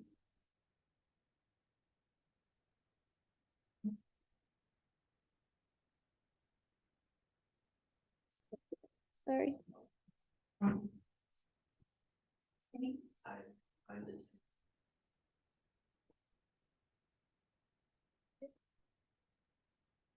Is that rat memorized every form? Yeah, he's real smart. Got a great memory. Why is he going to Ukraine? Hopefully that includes race kids. I don't know, man. Is that ever going to move? Does anybody have answers yet? Want to give it a shot? All right, Bailey, you want to give it a shot? Yeah, you're there. All right, so 50 meters. All right. How'd we do it? Holy gigabooga, what in the world happened? So this is, okay, so listen. Y'all, chitty chat, listen. So if you write out every minute step, it would look something like this. So there's your formula. Here's your formula with your initial stuff plugged in. 1/2 meters per second squared. And see, you got two sets of parentheses, because you want to keep that kind of, just visually, right? Times that, all right, what's the first thing we do? Exponents, there it is. Here's, remember, excuse my dear, This is well, exponents yes, in parentheses. exponents within parentheses, exponents are going first, right? Okay, now what do we do? Now we got this. Cause this parentheses right here is gonna put in, And, so you're just gonna put the two underneath, cause you're multiplying by half is the same thing as dividing by two, boom, there it is, okay. Times your 25 second squared, all right, now what?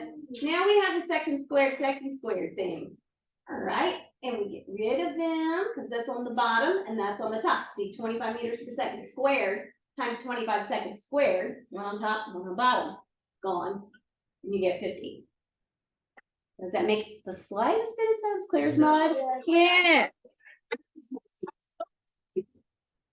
Where are you stuck? Hang on, wait. Lucas has a question, hang on.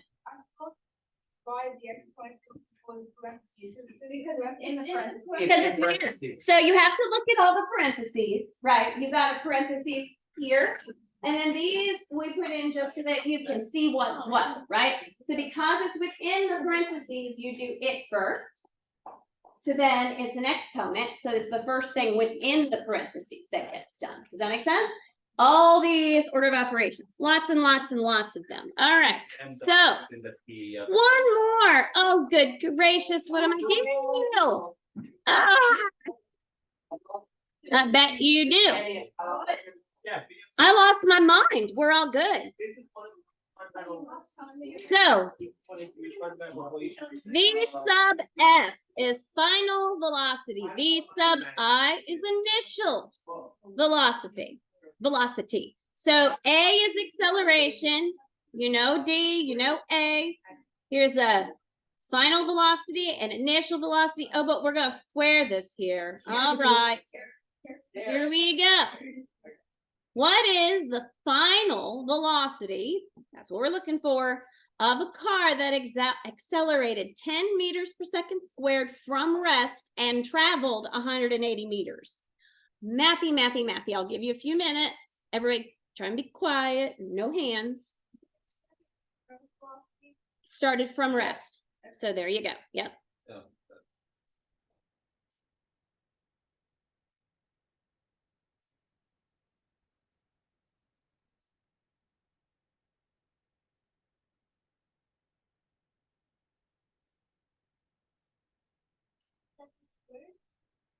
It's asking for a final velocity. Which So would be meters per velocity, the acceleration is squared, velocity is meters per second.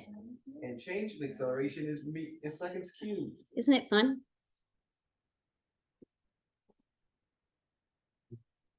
I love that some of you are just staring like this. I know. It's all good. They haven't heard this yet. My brain has. We're not doing it. Yeah. Hey, it happens, man. It happens. Yeah. Okay, who has pudding within their cranium at the moment? Wait. Anybody else have pudding within their cranium? Just your brain has gone to total mush? Yeah, some of you are keeping up a little. Some of you are like, it's scrambled eggs in here. I don't know. All right, does anybody think they have an answer yet? All right, let's see. Let's try Asher. What do you think? 18 meters. 18 meters. Okay, anybody have anything different from what Asher has? All right, Lucas. 3,600 what? Meters. Lucas has 3,600 meters. Well, that's very different. All right, what do you have, Liam? 180. 180 what? Meters. Okay, I'll take one more. Let me see. Who's answered less?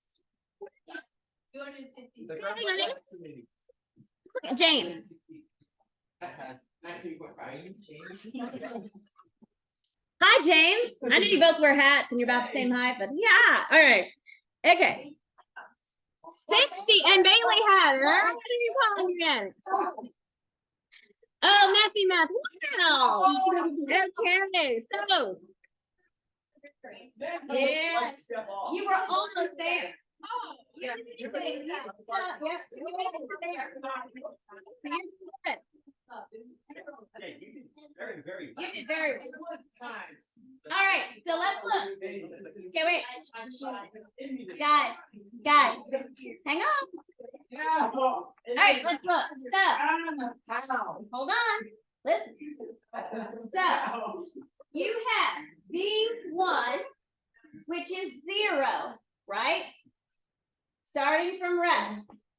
Initial velocity is 0, but that's squared, so you just stick it there like that. Just write it out, right? Okay, plus 2 times your acceleration times your distance or displacement.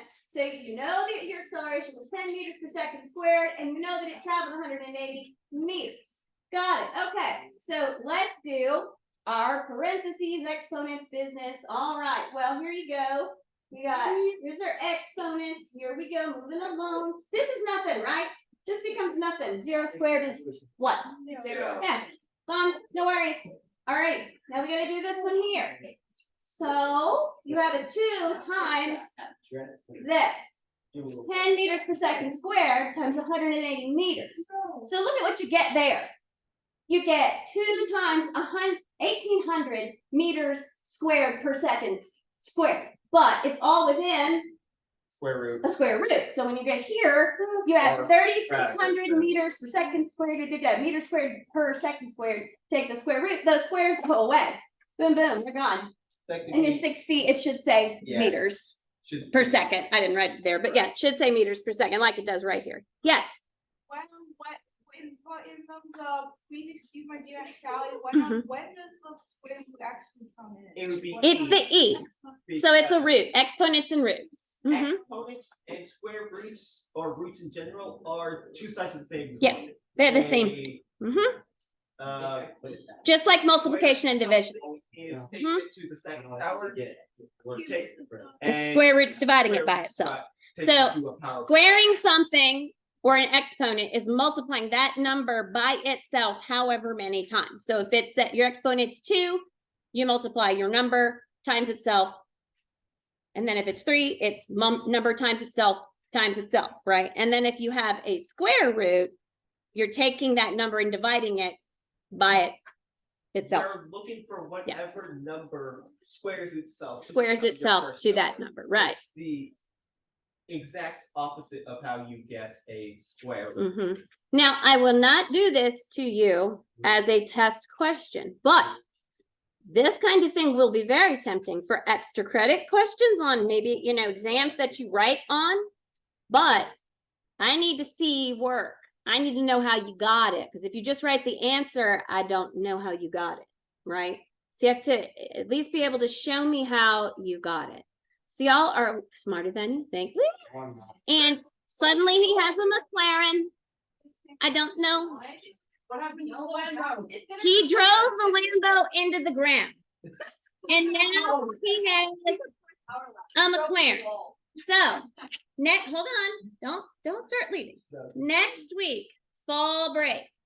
So you have a homework assignment online, like always, or hand in if you still have that issue, right? And that is due when you come back. Also, lab, 1 per team. All my captains are in this room, right? So 1 per team due when you come back.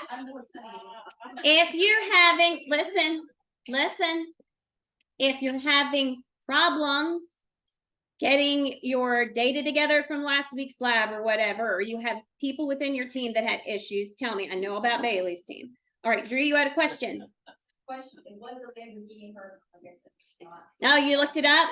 I can't remember what it was. I looked it up weeks ago. Okay, well, there you go. I did it like 4 weeks ago, so I don't remember. But I will tell you that next week, if you thought these rats were appealing, do you see my Newtonian Renaissance rats? They are beyond adorable. And it's very fun. Very fun. Okay, fall break. You have very little to do.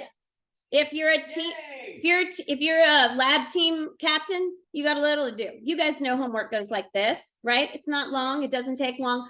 I want you to enjoy the lovely weather. I want you to go out, have fun, enjoy yourselves. I Don't stress. Even next week's assignment isn't big, so when you start reading for lesson 7, it's not a ton. You have college, right?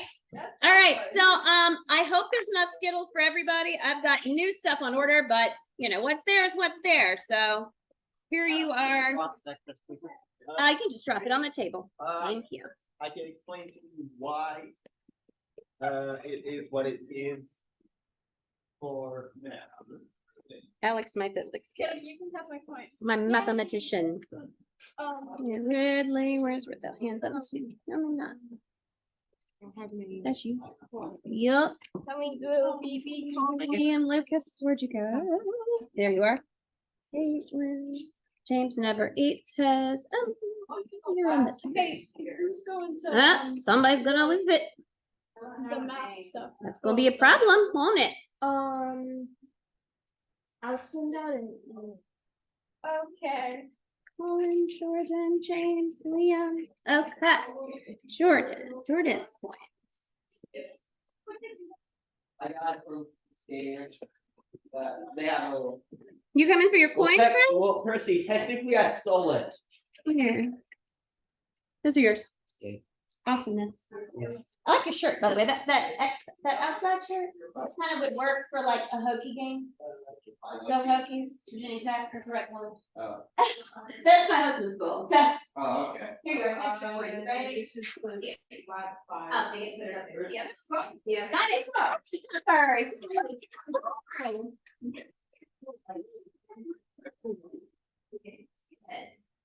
Yeah, good boy.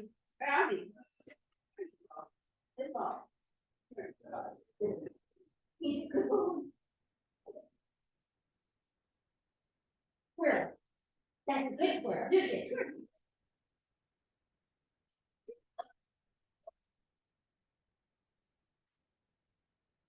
You don't like that? No. Better. Better. He likes. No, he don't. He's good now. He's a good boy. Aw, you picked up see Andrew.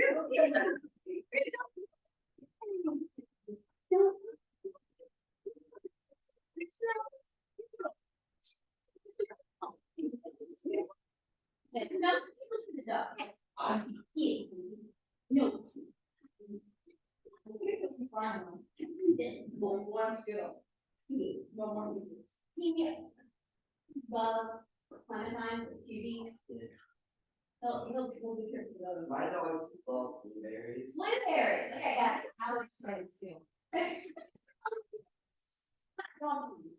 Right? 1 ounce of Skittles. Please, I went to the Skittle bed. Not much. Again, yeah, I'm gonna say it doesn't weigh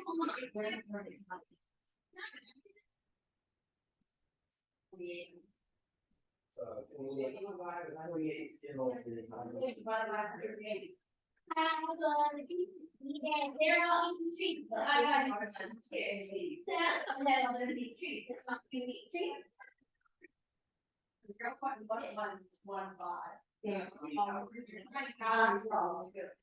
Oswald, down.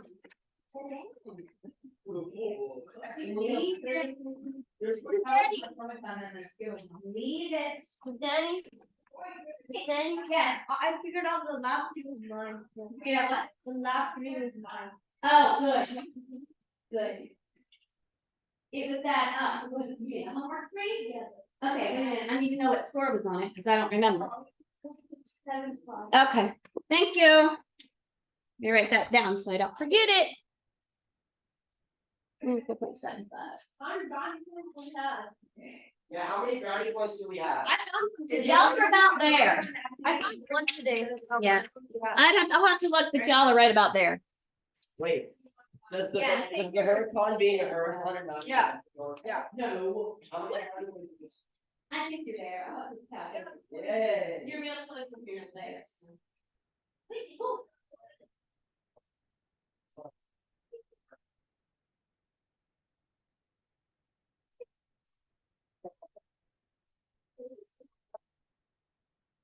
Yeah. Oh, sit. Oh, yeah, my don't do that. Yeah. She can't catch it. My dog was first, I don't even know if it's a tree like asshole. Like. Caught that one. I do. Hey. Sit. Down. You can no hands and toes. Roll over. Roll over. Roll over again. No. Down. Sit. Down. Down. Roll over. Down. Get your little sausage. Take your little sausage down.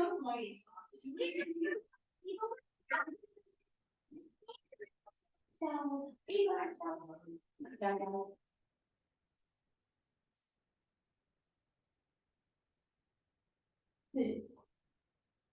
Yeah.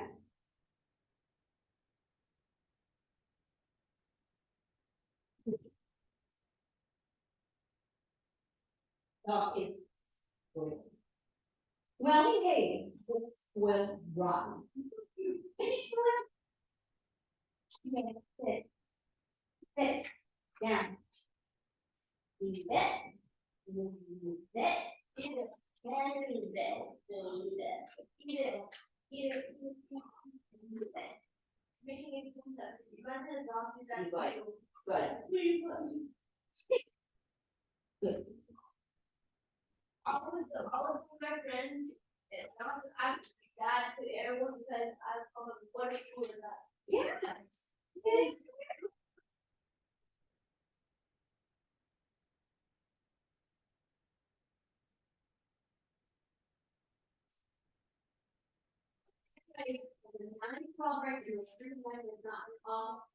When we were in Waco this weekend, it had rained and it was only the second time they had rain in like 4 weeks. There in the wow, it is so everything is dead and dry. And it was also this weekend we were there. I think it was the first time it was under 100 degrees and like it was since all that was been over 100 degrees. It's wild. But you're not gonna have to do warm on Friday night. It's not, then you roll up seeing his body. And we ran to the place and he likes to hang out. We took us to a chicken restaurant and I think it's I think you could ride a Chick-fil-A and we can do a Dave's hot chicken. It could not. It was so, it's fried chicken, but it's like, it's spicy and it's different. It was good, it was, crispy, like the chicken itself. Was really nice to eat, just yawn. I was born for chicken. I love eating chicken leg, I can, it's, it's the Lord's chicken. Yeah. The Lord's chicken, that's what the Lord's chicken, the Lord's opera, they not stuff, not the Lord's chicken, like the chicken. Well, what is it?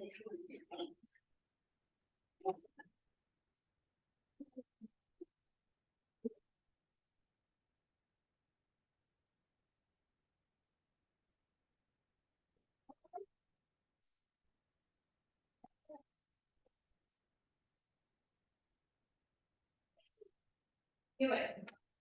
Wait. Oh, what are you doing? You making an extra long track here just for fun? Bye. See you later.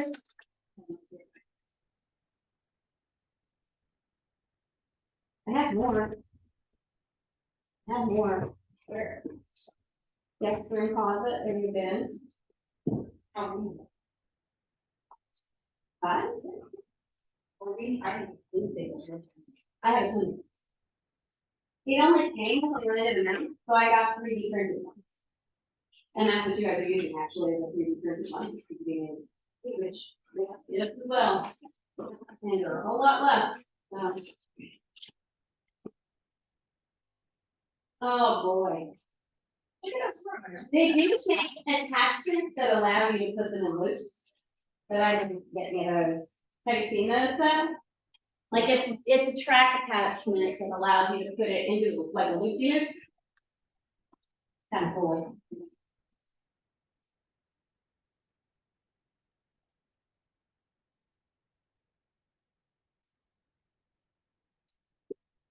Well, that's more, That one just fell off. yeah. I bet if you put the end over here on the counter, it'll go probably too steep right there. Probably. I think this one. You think? See. Let's check it. Then. Well.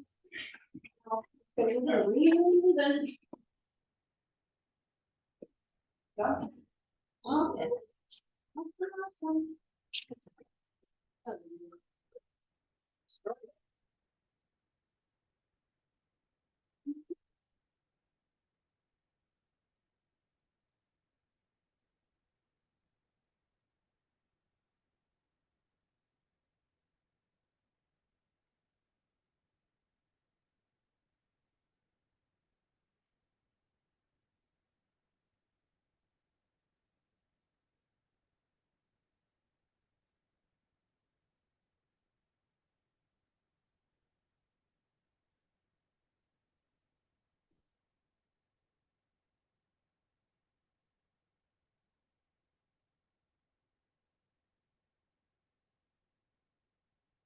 Is that gonna be like a big part of this class with that math?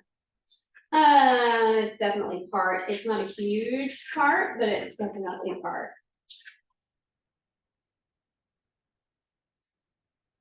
The paper maybe I did really well on everything except for that. You understand the formula, you should be able to make it work. Yes, sir. Yeah, he's staring, but he doesn't need any Skittles, he just knows that if he looks, it's a Jedi mind trick, you know? You stare and look really cute, maybe somebody will give you a treat. He absolutely does not need Oswald, do you? Hello.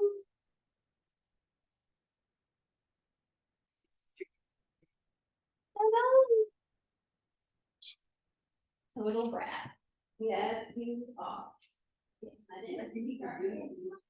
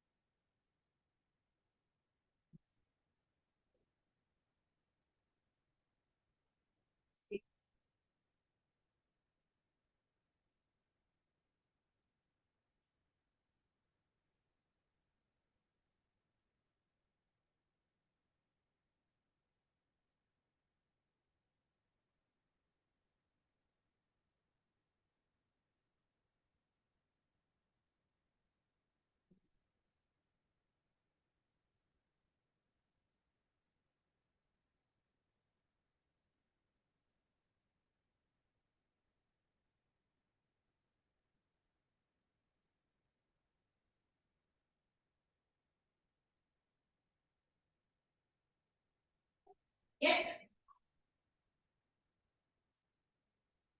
Yeah, because he thinks he can guilt you into giving him some by looking at you. I'll let you talk.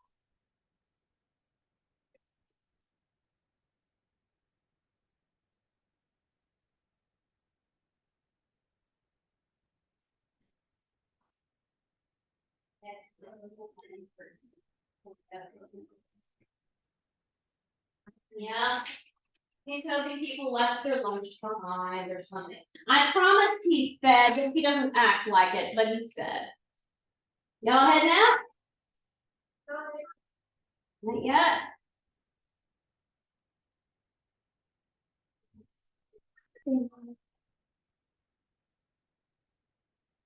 Fuzzy. Check you out.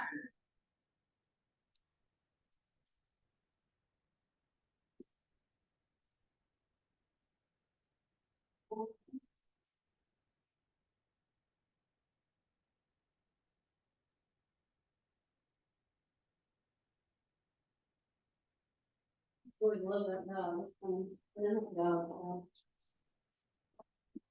They can't have those. No, come. We can't have those. Come. Good boy. They can't for, man has a dog. Can't for companionship.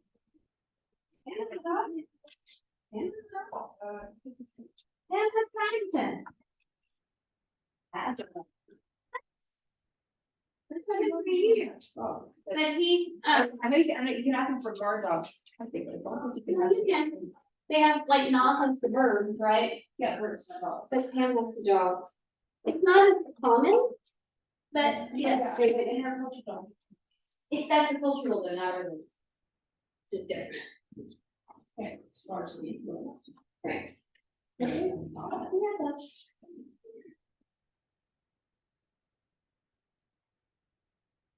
Yeah. Very good. We could get on this one then. No, but any sense. We do. Oh, man. So they have. Oh, Pam? Guess it's about Pam? No, they just have the dog and the bird. They have Tutu and Baz. No, there. Yeah, pretty good.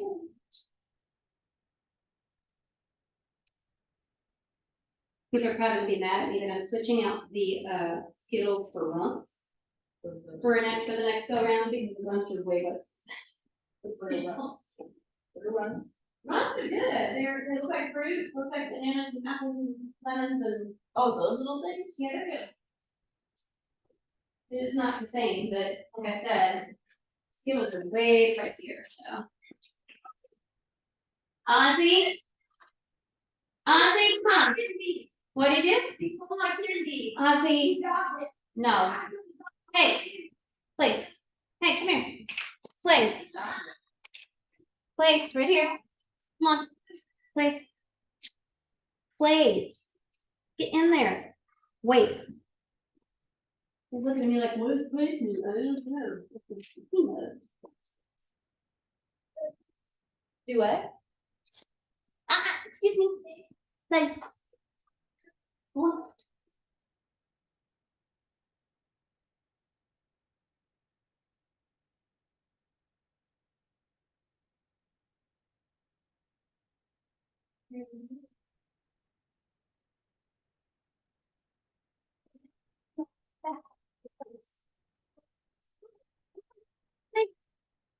Lay.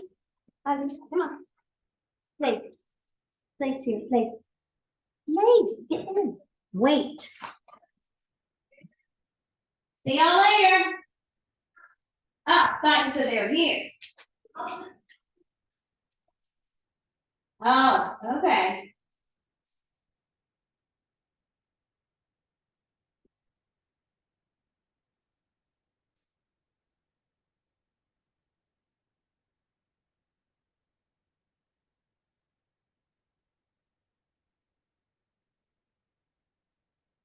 Yeah,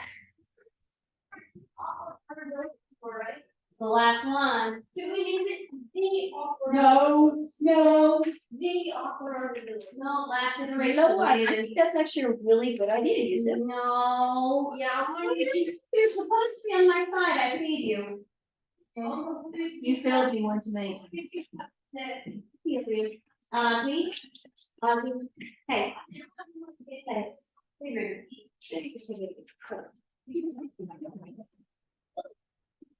Not compromising. Oh, wow, that's a big mess. Okay. Keep it up. Yeah.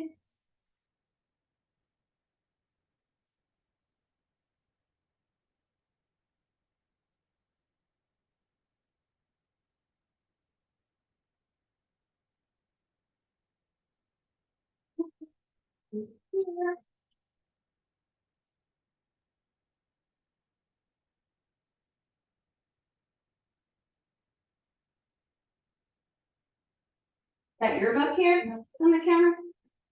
Oh, not. Somebody leaving their book? Not good. Faster than the previous.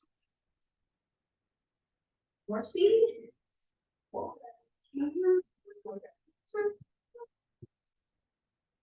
I wanna know how to make these stop beeping.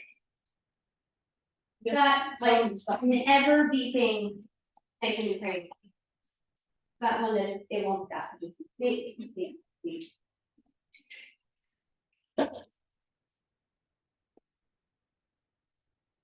Is Jack coming back to the or really? Because sometimes got Sky and. I don't know, Jack, there was a chance he would have come last week, but he didn't. Oh, so he is open coming back. Yes, you could have seen kind of the things going on, but last week Emma was like, Jack, I think my son's okay, and I was like, "Of course it's okay, but. And I think it's what's going on.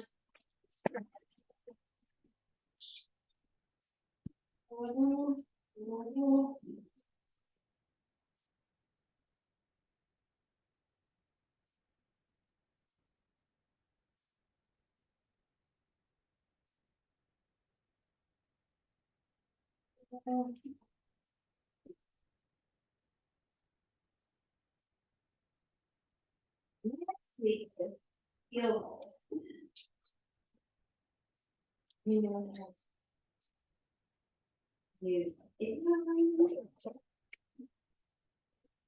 Use smaller ones next week, it wasn't real big. Garrett. Oh my gosh. He was dumbfounded by why it happened, and we're all looking at him like, we told you not to do that. We all told you. Let the hands go up, give him a minute. This Well, like you kid, said, you let the hand go up. but that kid's hand was up for less than a second and he called on him. It was an impulsive, it was an impulsive throw the hand to the sky. I heard that, perhaps he thought that he was like one of those like special things that like super good at math or something. No, That's not his name. and he knew better. Well, He could not understand why he couldn't just call on them to get answers. And we're all like, we don't know how to twin student, if you're interested, like more than once. like, how are you supposed to get the answers? Give them time, let them work. Like I did today, you let people work. Because some people, can real quick toss out an answer, other people need a minute to process it or get. And neither is a big thing, just some people are almost like savant because they're a real quick answer. Other people process slowly, that's fine.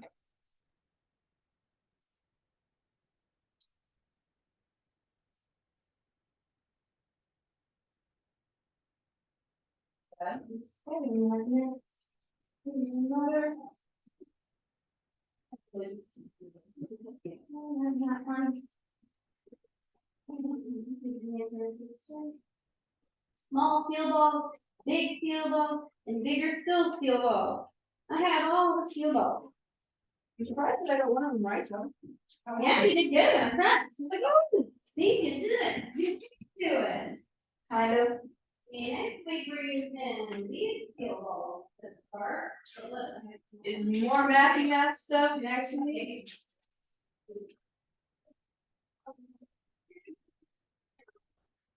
Okay.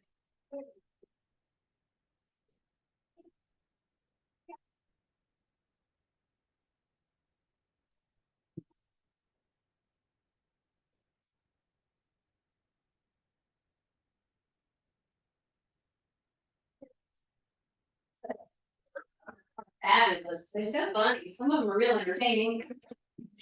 Right, I need, Drew, can you grab me, hold on, hold on, one second.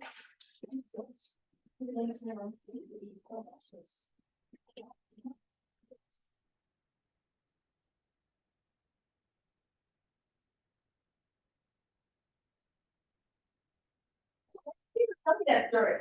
Eric, Oh my God, it's later. tell me that, that's. Oh, Lord. And I remember what it was too, the one that Seth was talking, I asked about, any species of jellyfish. Bring me, even species, like you extra credit in this, so he got it out, I know children. Like, no, about as non-jellyfish as you can get, a crab. She was so excited to answer that carrot. Eric was the best answer in a math class ever. Eric, oh, I think it's still running over there. Turn off my Zoom. I don't know if it is wrong, I got everything. You did. Yeah, Abraham Lincoln, is that the correct? I don't know.